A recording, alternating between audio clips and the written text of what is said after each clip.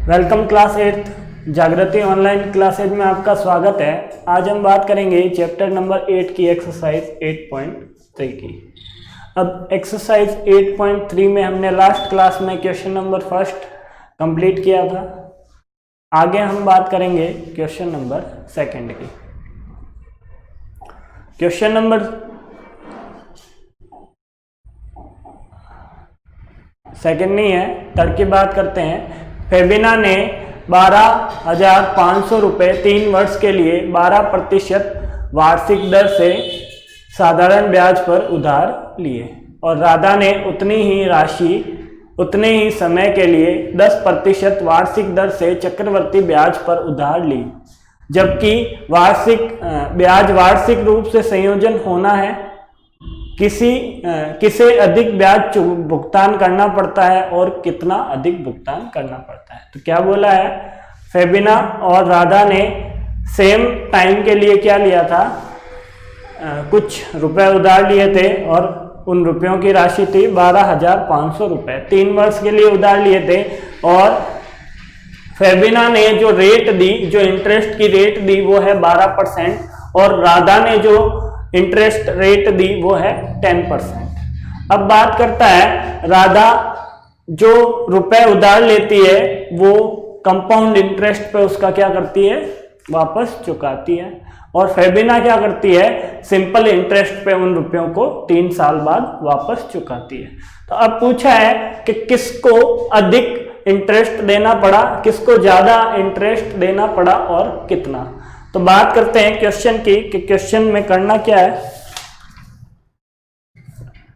Question में है, अब फेबिना के लिए मैं क्या करता हूं, अपने क्वेश्चन की सारी कैलकुलेशन करता हूं। फेबिना का मूलधन और ब्याज इत्यादि हम क्या करेंगे, निकालेंगे। तो फेबिना के लिए जो भी कैलकुलेशन होगी सारी फेबिना के लिए होगी।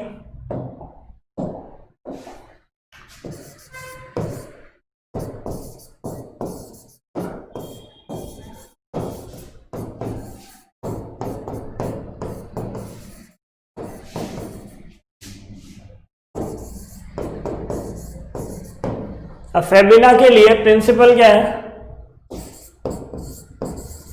मूलधन क्या है, मूलधन है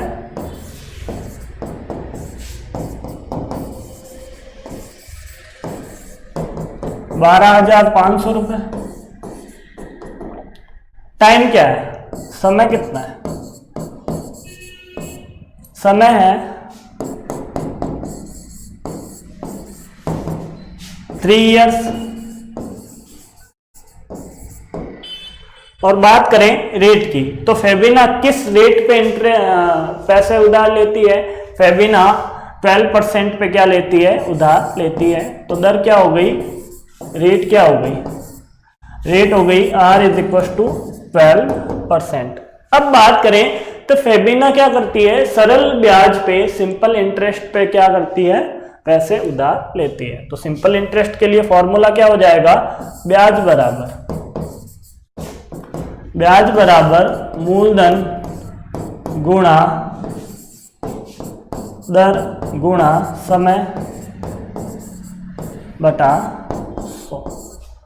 इंटरेस्ट का फॉर्मूला क्या होता है, I = P × R/100 × M। तो आंसर क्या आएगा, आंसर आएगा 12 मल्टीप्लाई रेट कितनी है, 12/100 और 3। तो क्या हुआ, 2 0 से 2 0 कैंसिल आउट, तो आंसर आएगा 125 × 12 × 3। जब इन तीनों को मल्टीप्लाई करेंगे तो आंसर आएगा 4,500 रुपए। और ये क्या है, इंटरेस्ट ब्याज।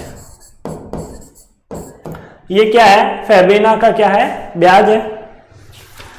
आगे बात करते हैं किसकी, राधा की। अब राधा ने कितना इंटरेस्ट दिया, भाई फेबिना का इंटरेस्ट क्या आ गया, 4,500। अब बात करूं राधा की,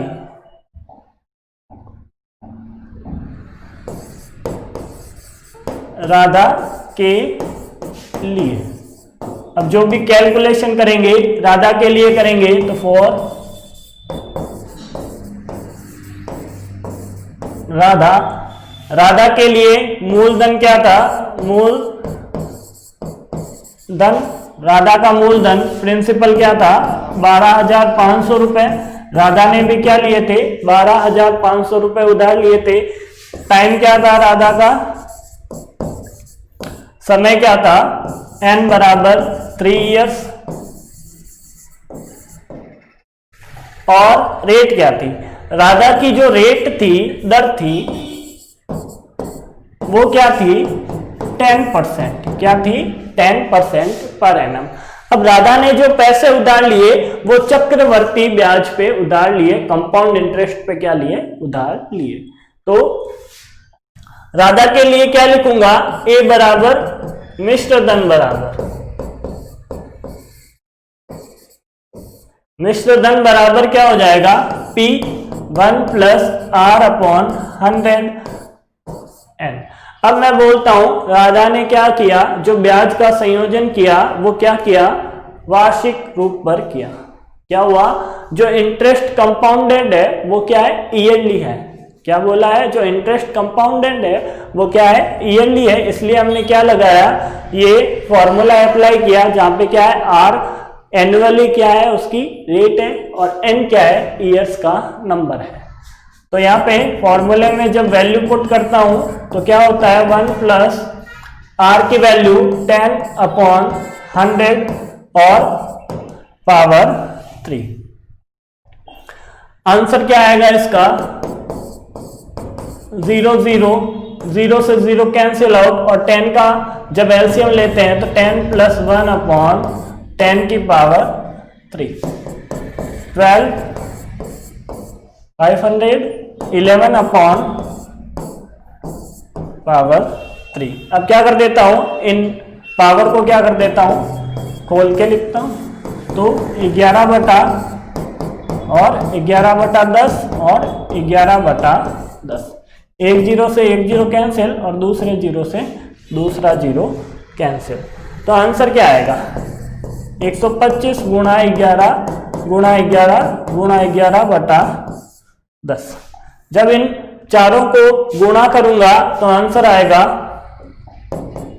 16637 बटा 10। और जब 10 का भाग लगाएंगे, 10 का क्या करूंगा डिवाइड करूंगा तो क्या लग जाएगा, लास्ट डिजिट के बाद क्या लगेगा, पॉइंट लगेगा। अब ये क्या आया आपके, ये आया अमाउंट आया, मिश्र धन आया। आपको मिश्र धन से कोई मतलब नहीं है, आपको क्या निकालना है, राधा का ब्याज निकालना है कि राधा ने कितना ब्याज चुकाया। तो इंटरेस्ट निकालने के लिए क्या आएगा, CI is equal to A minus P। तो A कितना है 16,637.5 माइनस 12,500। तो इंटरेस्ट कितना आया 4,137.5 या 50 रुपए। 5 लिखो या 50 लिखो एक ही बात है। अब बात करता हूं कि फेबिना ने क्या किया, ज्यादा ब्याज चुकाया। क्यों, क्योंकि फेबिना का क्या है, इंटरेस्ट ज्यादा है, इसलिए हम क्या लिखेंगे, अतः फेबिना ने ज्यादा ब्याज चुकाया। क्या लिखेंगे, हैंस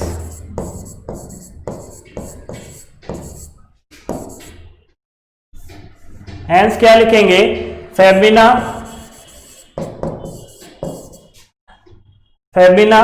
पे मोर इंटरेस्ट और कितना अधिक चुकाया या कितना ज्यादा दिया उसकी बात कर लेते हैं। तो फेबिना का इंटरेस्ट माइनस राधा का इंटरेस्ट इज इक्वल टू क्या आएगा 362.50 रुपए क्या किए, फेबिना ने ज्यादा दिए। आगे बात करते हैं नेक्स्ट क्वेश्चन की कि नेक्स्ट क्वेश्चन क्या है। नेक्स्ट है, मैंने जमशेद से 12,000 रुपए 2 वर्ष के लिए 6% वार्षिक दर से साधारण ब्याज पर उधार लिए। यदि मैं यही राशि 6% वार्षिक दर से चक्रवर्ती ब्याज पर उधार ली हुई होती तो मुझे कितना अतिरिक्त राशि का भुगतान करना पड़ता। I bought ₹12,000 from Jamshed at 6% per annum simple interest for 2 years। अब बोला है had I bought this same at 6% per annum compound interest। क्या बोला है कि यदि यही रुपए में क्या करता कंपाउंड इंटरेस्ट पे उधार लेता तो मुझे कितना एक्स्ट्रा अमाउंट देना पड़ता, उसकी क्या करो कैलकुलेशन करो। तो क्वेश्चन को कैसे करेंगे, पहले इसी के लिए हम क्या निकालेंगे, सिंपल इंटरेस्ट निकालेंगे और फिर इसी के लिए हम क्या निकालेंगे, कंपाउंड इंटरेस्ट निकालेंगे। तो क्या करता हूं, इस क्वेश्चन को 2 पार्ट में करेंगे। तो पहला क्या हो जाएगा, पहले तो लिखते हैं जो इसका मूलधन है, मूलधन प्रिंसिपल कितना है,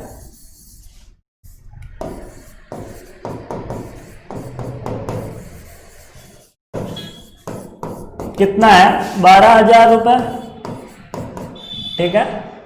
आगे बात करूं प्रिंसिपल के बाद समय की, टाइम की, समय कितना है,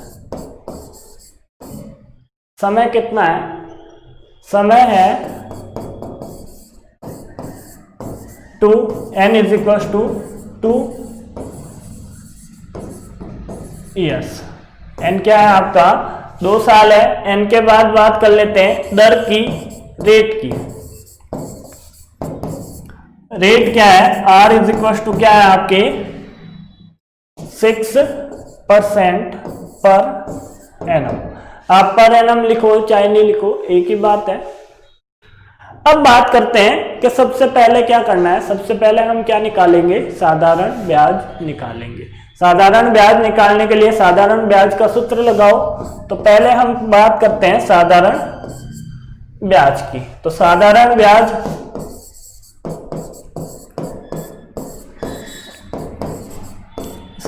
ब्याज बराबर मूलधन गुणा दर गुणा समय, और दर के नीचे 100 या पूरे के नीचे 100।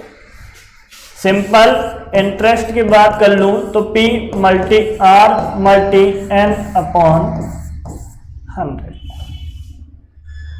तो आंसर क्या आएगा, P कितना है 12,000, R कितनी है 6/100 मल्टीप्लाई n की वैल्यू कितनी है, n की वैल्यू है आपके 2। तो ये कैंसिल आउट और ये क्या हो जाएगा 120 गुणा 12 बराबर 1,440 रुपए उसका क्या हो गया, सिंपल इंटरेस्ट हो गया। अब बात करता हूं कंपाउंड इंटरेस्ट की, चक्रवर्ती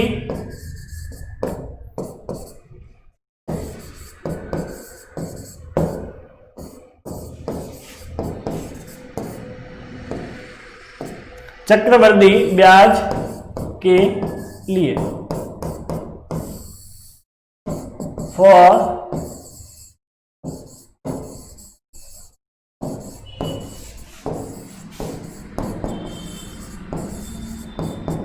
हम क्या करेंगे, कंपाउंड इंटरेस्ट के लिए क्या करेंगे, आगे की कैलकुलेशन करेंगे। अब CI बराबर क्या होता है उसकी बात करता हूं। CI बराबर क्या होता है, A माइनस P। CI बराबर होता है A माइनस P, और A का फॉर्मूला क्या होता है, अमाउंट का या मूलधन का फॉर्मूला क्या होता है, A का फॉर्मूला होता है P 1 प्लस R अपॉन 100 और N की पावर और पूरे की पावर n, और माइनस आगे क्या लिखा हुआ है P लिखा हुआ। आगे इसको सॉल्व करते हैं तो P की वैल्यू 12,000, 1 प्लस R की वैल्यू 6/100, N की वैल्यू 2 और ये आपका 12,000। अब इसको हल करते हैं, तो इसको हल करेंगे तो कैसे करूंगा मैं, एलसीएम ले लेता हूं, इसका एलसीएम लेता हूं तो 12,100 प्लस 6/100 और पावर 2 माइनस 12,000। आगे इसको और हल करते हैं तो 12,106/100 की पावर 2 और माइनस 12,000। आगे और सॉल्व करूं इसको तो सॉल्व करूंगा तो 12,000 गुणा 106/100 गुणा 106/100 माइनस 12,000। आगे क्या करेंगे, 1 0 से 2 0, सॉरी 2 0 से 2 0 और 1 0 से 1 0 कैंसिल आउट। तो क्या हो जाएगा, आगे होगा 12 गुणा 106 गुणा 106 बटा ये 10 और माइनस 12,000। अब जब इनको गुणा करूंगा, तीनों को गुणा करूंगा तो आंसर आएगा 1,34,832/10 माइनस 12,000। तो आएगा 13,483.20 माइनस 12,000। अब चाहे पॉइंट का आगे 0 लिखो चाहे मत लिखो, आपकी किताब में पॉइंट के आगे 0 भी, सॉरी पॉइंट के आगे जो डिजिट है उसके आगे और 0 लिखा हुआ मिलेगा, आप 0 लिखो चाहे मत लिखो, सही होगा आपका आंसर। तो इनका इंटरेस्ट क्या आ जाएगा, बात करूं सीआई की, ये किसका फॉर्मूला चल रहा था, सीआई का फॉर्मूला चल रहा था, तो इसका आंसर आएगा आपके 1483.2 रुपए। इंटरेस्ट कितना आया आपका 1483.2 रुपए। आगे बात करता हूं ब्याज के अंतर की, किसकी बात करता हूं, ब्याज का अंतर या ब्याजों का अंतर कितना है, ब्याजों का अंतर, डिफरेंस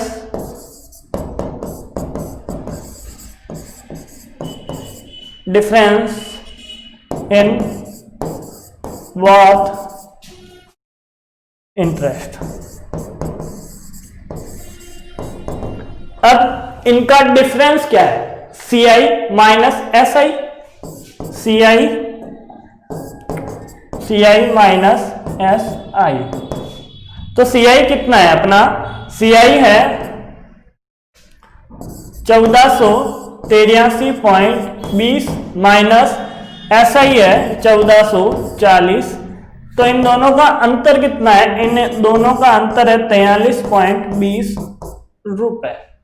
इन दोनों का जो अंतर है वो है 43.20 रुपए। और यही पूछा था कि यदि सिंपल इंटरेस्ट और कंपाउंड इंटरेस्ट दोनों के ऊपर हम क्या लें, पैसे उधार लें सेम टाइम और सेम रेट से, तो किसका डिफरेंस, सॉरी किसका अमाउंट ज़्यादा होता है या किसका इंटरेस्ट ज़्यादा होता है और कितना ज़्यादा होता है, उसकी भी कैलकुलेशन हमने कर ली। आगे बात करता हूं क्वेश्चन नंबर 5 की। तो क्वेश्चन नंबर 5 है, वासुदेव ने 12% वार्षिक ब्याज दर पर 60,000 रुपए का निवेश किया। यदि ब्याज अर्धवार्षिक संयोजन होता है तो ज्ञात कीजिए वह 6 महीने के अंत में और सेकंड है 1 वर्ष के अंत में कुल कितनी राशि प्राप्त करेगा। क्वेश्चन है, Vasudev invested 16,000 at an interest rate of 12% per annum compound half yearly. What amount would he get after 6 months और सेकेंड है after 1 month। अब बात करता हूं वासुदेव यदि 6 महीने के लिए 6 मंथ के बाद कितना रुपए उसके पास आएंगे, कितने रुपए वो, मतलब 12,000 के, सॉरी 60,000 के उसके कितने रुपए हो जाएंगे इंटरेस्ट मिला के, उसकी बात कर लेते हैं।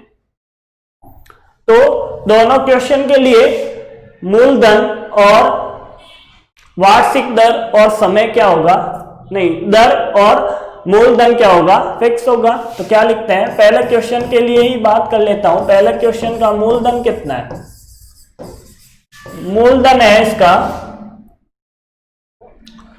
P 60,000 रुपए, मूलधन है इसका 60,000 रुपए, और दर कितनी है, दर R बराबर क्या है आपके 12%, दर कितनी है 12% है। अब बात करूं समय की, समय कितना है, n is equal to 6 month,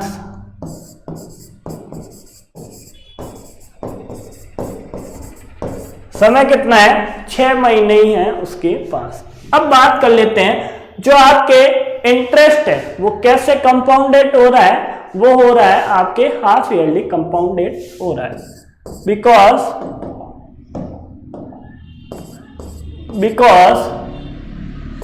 संयोजन है जो आपका ब्याज का संयोजन है वो कैसा है, अर्ध वार्षिक संयोजन है, वो कैसा है, अर्धवार्षिक है। क्या लिखेंगे, कंपाउंडेड हाफ, जब हाफ ईयरली कंपाउंडेड हो हम क्या करते हैं, अर्धवार्षिक क्या हो आपका संयोजन हो, तो दर क्या हो जाती है R, मैंने आपको सूत्र लिखवाया था, स्मॉल r बराबर क्या होता है, R/2%। R कितनी है आपकी, R है 12/2% बराबर 6%। यदि आपके क्या होता है हाफ ईयरली कंपाउंडेड होता है तो आपकी रेट क्या हो जाती है, आधी हो जाती है, और टाइम क्या हो जाता है, टाइम हो जाता है N1 बराबर 2N। अब N क्या है, नंबर ऑफ ईयर्स, यहाँ पे कितने ईयर है, यहाँ पे 6 महीने हैं, 6 महीने का मतलब आधा साल, ये हो गया 1/2 बराबर 1/6 माही, 1/2 ईयर। अब बात करूं 1/2 ईयर की, तो अमाउंट क्या हो जाएगा, तो A बराबर क्या होता है, जब आपके संयोजन कैसा हो, अर्धवार्षिक हो, हाफ ईयरली हो, तो क्या बोलते हैं 1 प्लस स्मॉल r अपॉन 100 और n की जगह N1। P की वैल्यू 60,000, 1 प्लस रेट क्या हो गया 6/100 और n की वैल्यू 1। आगे करता हूं तो 60,000 एलसीएम लिया तो 100 प्लस 6/100, 2 जीरो से 2 जीरो कैंसिल, तो आगे आएगा आपके 600 गुणा 106, तो ये आएगा आपके 63,600 रुपए।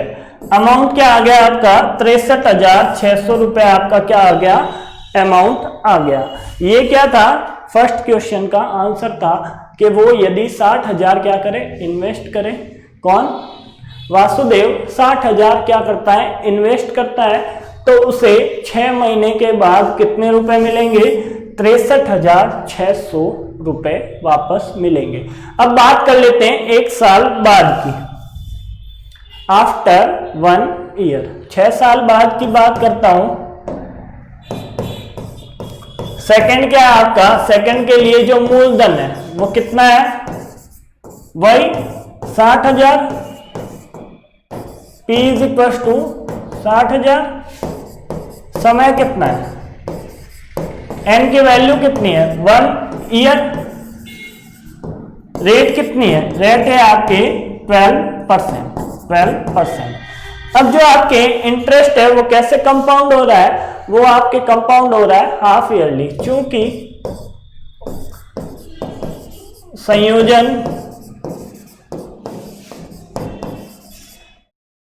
अर्ध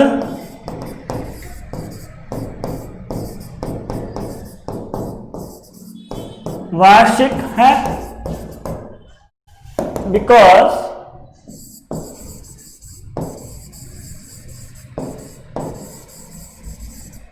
हाफ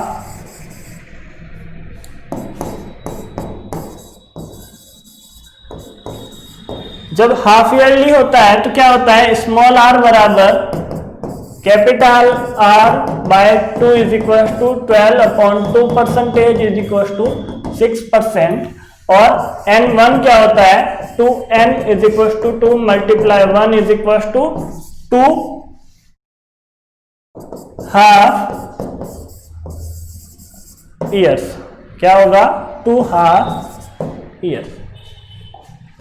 अब बात कर लेते हैं अमाउंट की कि एक साल बाद उसे 6 महीने के बाद कितना अमाउंट मिलेगा। तो अमाउंट की बात करता हूं तो a बराबर P1 प्लस आर की जगह स्मॉल r अपॉन 100 और n1। P की value 60,000,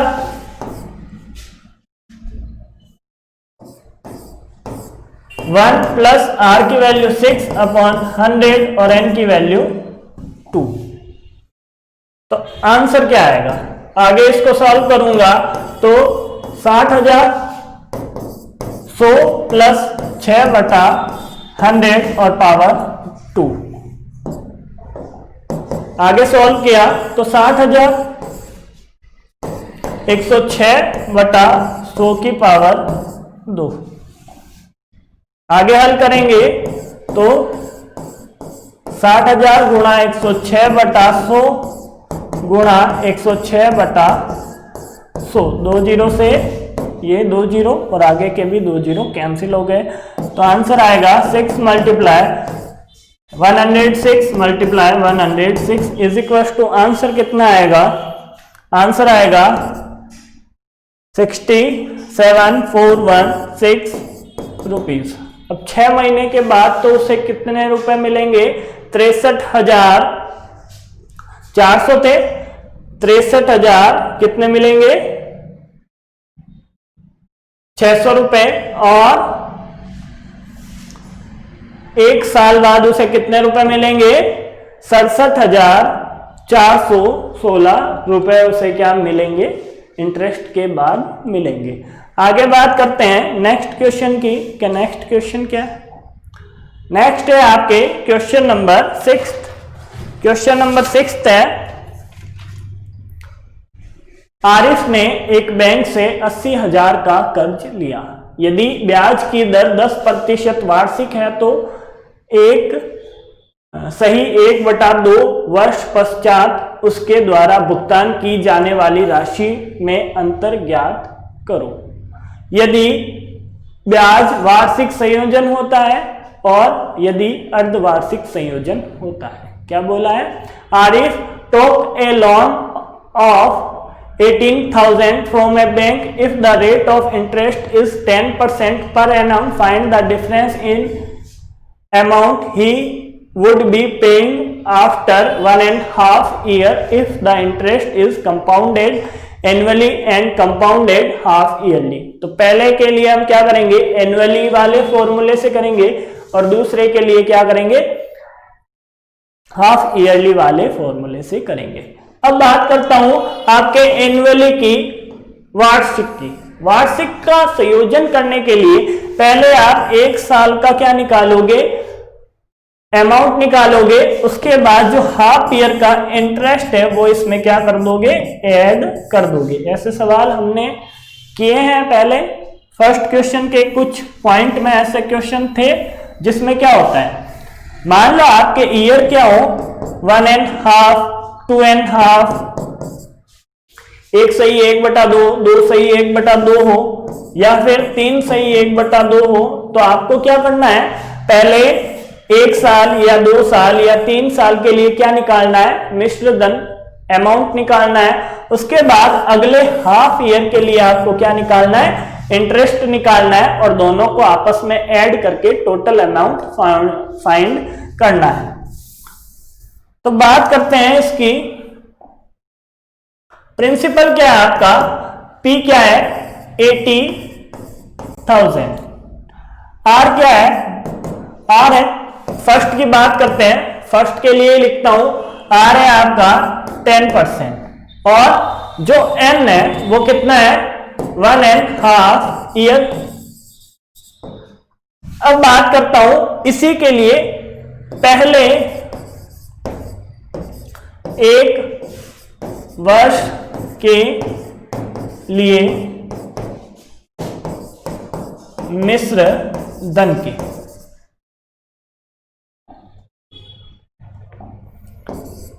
amount for first year is equal to क्या होगा, P 1 + R/100 और पावर n।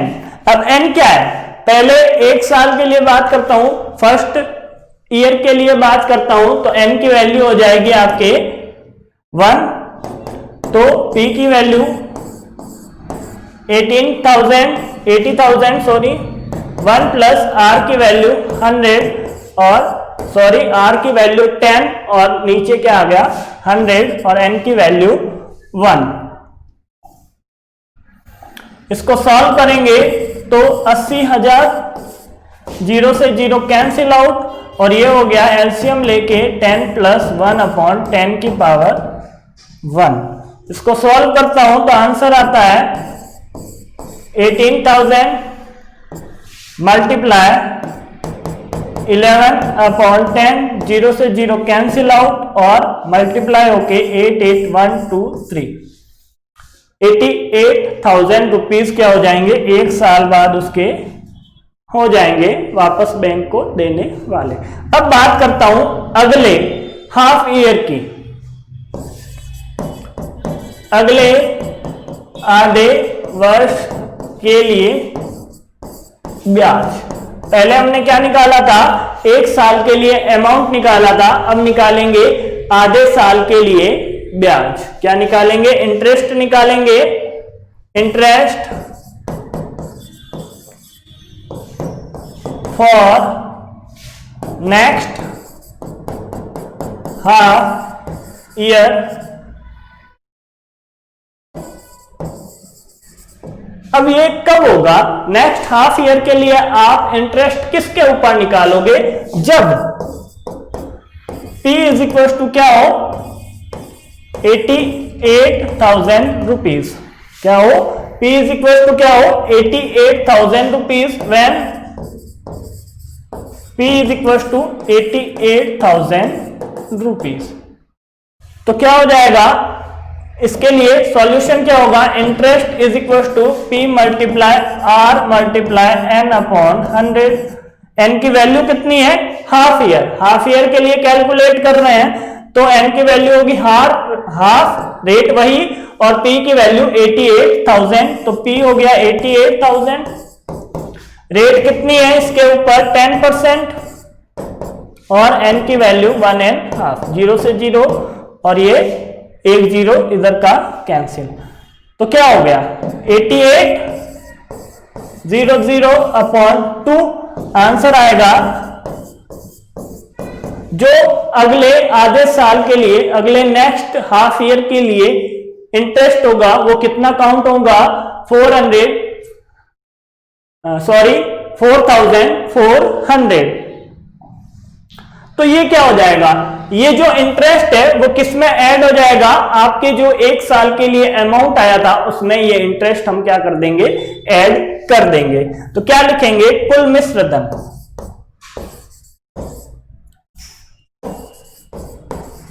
कुल मिश्र धन कितना होगा आपका, कुल मिश्र धन होगा जो एक साल के लिए अमाउंट आया था वो है 88,000 प्लस आगे का ब्याज। आगे का ब्याज कितना है 4,400 रुपए।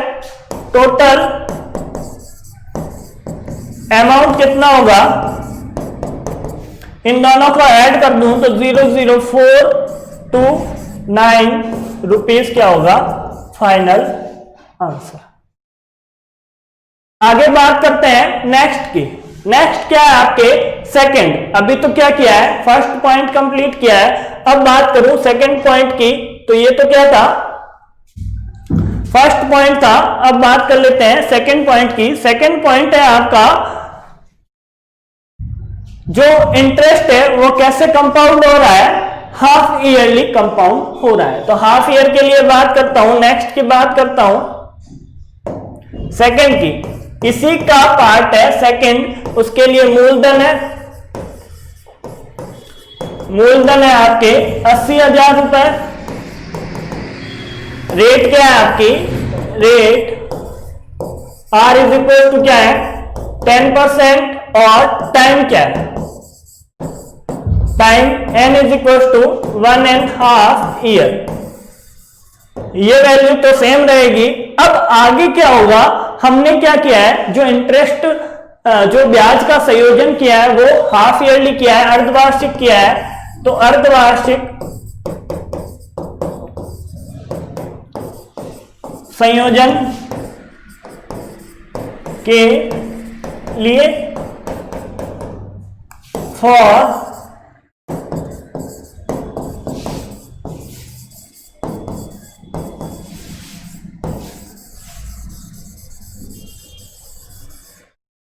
जब हाफ ईयरली कंपाउंडेड होगा तो क्या होगा, रेट क्या हो जाएगी, small r is equal to r by 2%। r कितना है 10/2% और रेट क्या आ जाएगी हाफ ईयरली के लिए 5%। अब बात कर लेते हैं टाइम की। टाइम कितना है n1 is equal to 2, n is equal to 2 multiply 1.5। 1.5 को चेंज करता हूं फ्रैक्शन में तो होता है 3/2 is equal to 3 half years. कितने हाफ ईयर होते हैं, 3 हाफ ईयर होंगे। तो n1 की वैल्यू आ गई, स्मॉल r की वैल्यू आ गई और p अपने पास पहले से है। तो आंसर कैसे निकालेंगे, अमाउंट निकालता हूं तो आता है p1 plus small r upon 100 और n1। p की वैल्यू है आपके 80,000, 1 प्लस 5 अपॉन 100 और n की वैल्यू 3। क्या करते हैं, एलसीएम लेता हूं 8000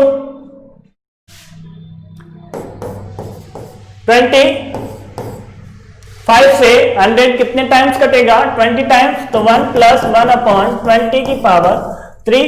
यहां पे एलसीएम लेता हूं तो आएगा 20 और 20 प्लस 1 और मल्टीप्लाई है आपके 18,000 पावर 3।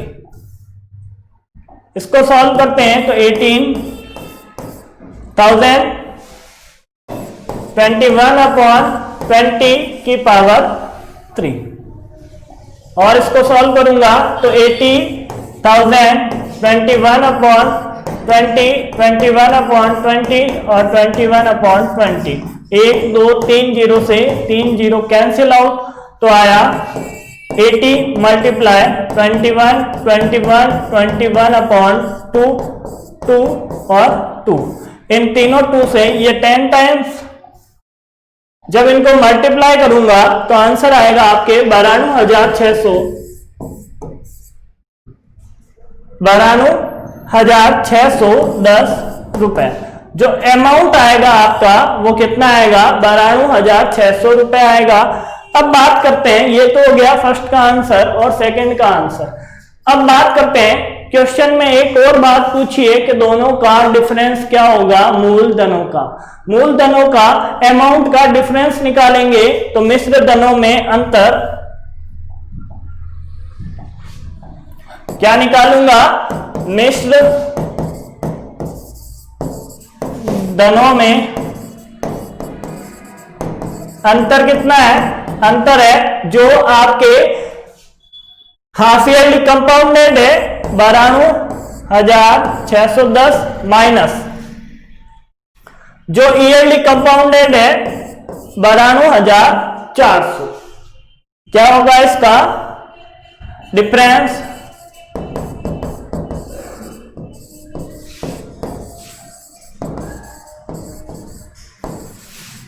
बिटवीन अमाउंट्स कितना है? 92,610 माइनस 92,400। तो आंसर क्या आएगा? आंसर आएगा आपके 210 रुपए। डिफरेंस कितना आता है? यदि हाफ ईयरली कंपाउंड करते हैं और ईयरली कंपाउंडेड करते हैं तो डिफरेंस दोनों के बीच में 210 रुपए का आ जाता है। बात करें नेक्स्ट क्वेश्चन की, तो नेक्स्ट है आपका क्वेश्चन नंबर 7।